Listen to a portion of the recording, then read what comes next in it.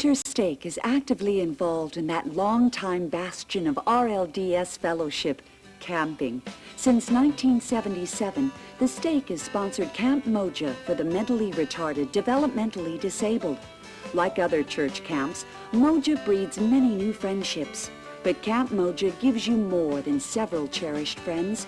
It blesses you with priceless insight about beautiful people whom society often chooses to shun. People whose capacity for giving often sadly finds few outlets in our busy world, and who are therefore filled to the brim with love for people compassionate enough to recognize and encourage their worth. And those who befriend these special people usually find they receive far more than they give. A very worthwhile benefit from participation in programs like Camp Moja. Okay, Moja is a Swahili word for number one. And the philosophy here at Camp Moja is that the camper is number one. Their wants, desires, and wishes are number one above the counselor, above the staff, so that they're treated extra special for this 1 week. Camp Moja is a camp for some unbelievable people.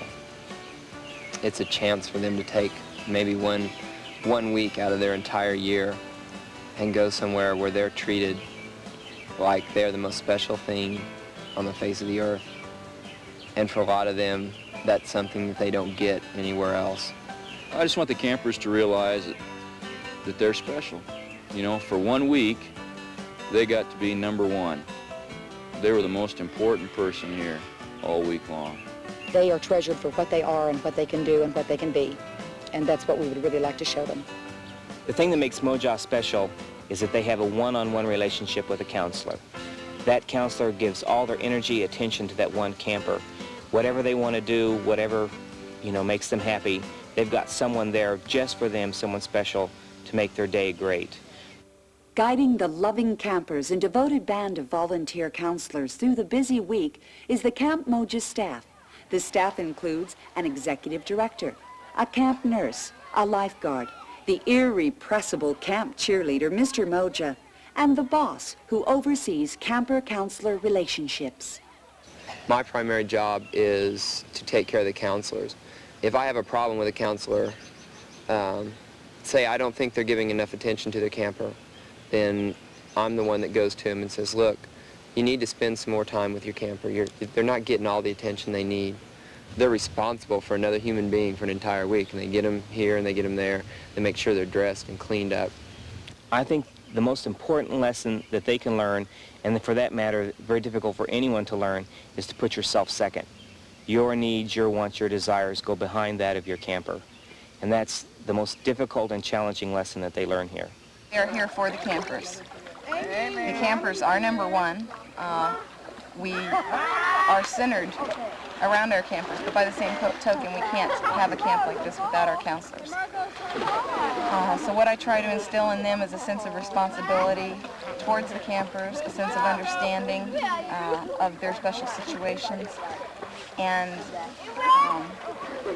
help them learn to love each of these kids in their own, for the special things that they do have. Camp Moja encourages participants to sing, dance, swim, make crafts, and explore the world around them as they build unforgettable friendships. The "It's a Small World" motif employed by Camp Moja arranges campers and counselors into different countries. Countries then stay together for classes, meals, and other activities, which may include a trip to the ball game or zoo.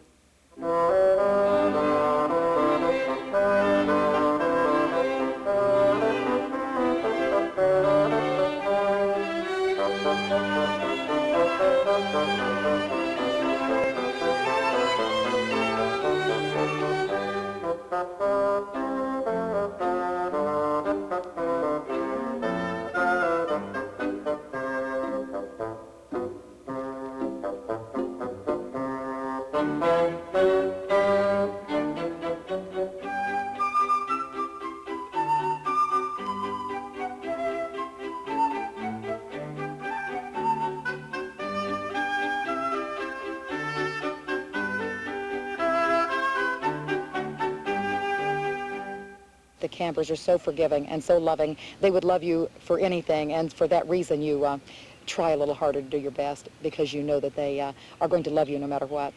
They will knock themselves out to please somebody, and they will knock themselves out to accomplish something. All they've got to do is have someone that says, you can do it. They don't ask that much from anyone. They ask for a little attention, and they ask for a little love, and they are willing to give 300 times what somebody will give them.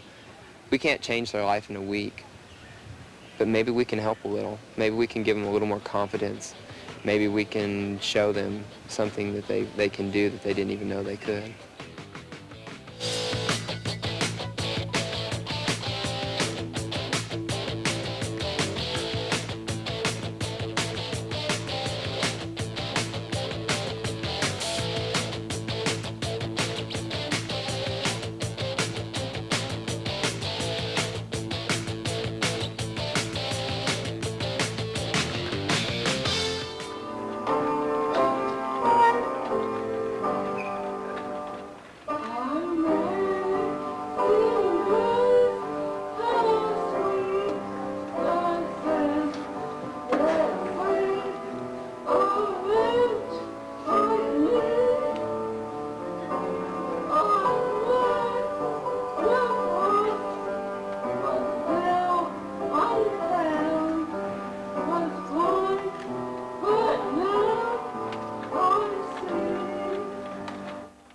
We had a camper who came up here one year. It was her first year, and she never said a word to her counselor.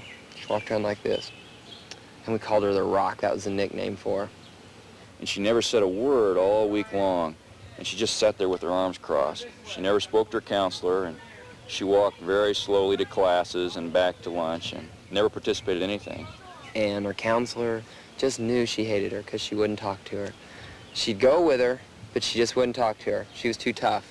And nobody thought she could speak. Everyone thought she was nonverbal. She got on the bus the day to go home, and she turned around to her counselor and she hugged her. And she said, "I love you." And that's the only thing this girl had said the entire camp. She had her face pressed up against the back window, and she just had a little tear coming down her side of her face. There are kids that you don't think that you reach at all, and then they'll do something like that and you realize, yeah, maybe you do reach them. Moja makes a contribution to people's lives that they might not be able to get elsewhere.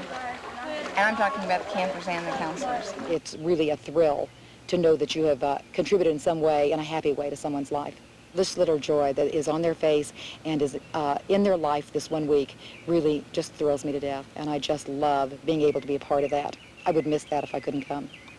I look at them and I see how happy they are. And if you can get past the, oh my gosh, they're handicapped and I feel so sorry for them, and just look at them and talk to them, sit down and really talk to them and realize what type of person they are. I wish I could look at things with the same attitude that they do. I look at something and I'm disappointed in it. And, hi, honey. Can you do me a favor? Can you stay with your counselor while I finish up here, and then I'll come talk to you later? Okay? All right? Okay. Go on over there and I'll come talk to you later. Okay. Ready? Come on. Dad, come on, let's go make something pretty in art.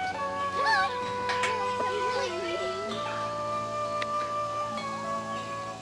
Bye-bye. Bye-bye, Tally. But they've got something special.